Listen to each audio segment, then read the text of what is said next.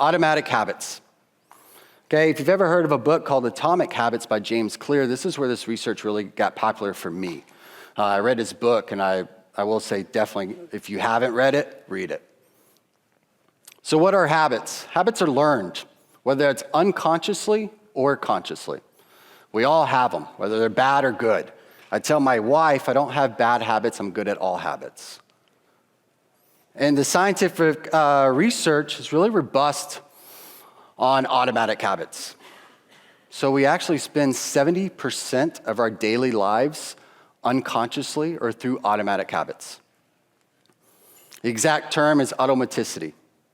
This is as simple as turning on a light switch, tying your shoe, or making your cup of coffee. I mean, if you actually think about it, we don't think of those steps that are involved in doing this. We don't actually think of every step with tying the bunny ears. And if you're like me, you have to have caffeine, you don't think about making a cup of coffee, you could do it in your sleep. So what does this have to do with hockey? Well, I want you to imagine this. Imagine a team you're coaching, running every system, every habit, every structure you've ever wanted to implement and practice automatically, almost basically with unconscious thought.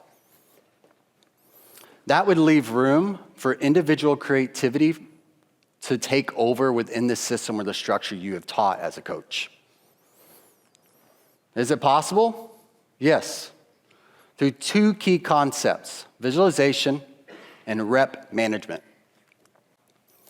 Visualization is a powerful skill that is often overlooked. In fact, Justin Salem did a presentation at the Yoast yesterday. It's really good. And he discussed in it that after a skill session, he has his players close their eyes and visualize the prior session.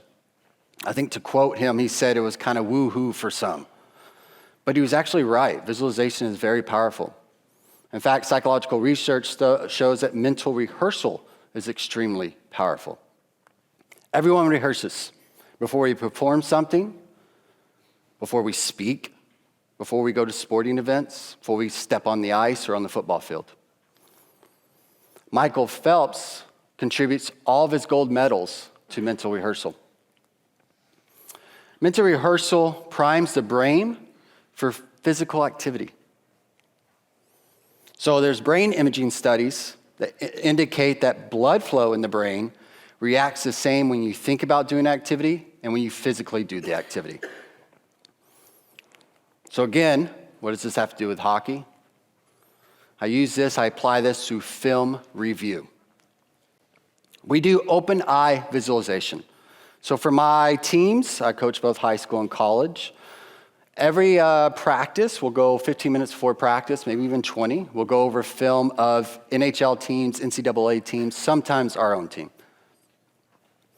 And what we'll do is, let's say for the theme was breakout for that day.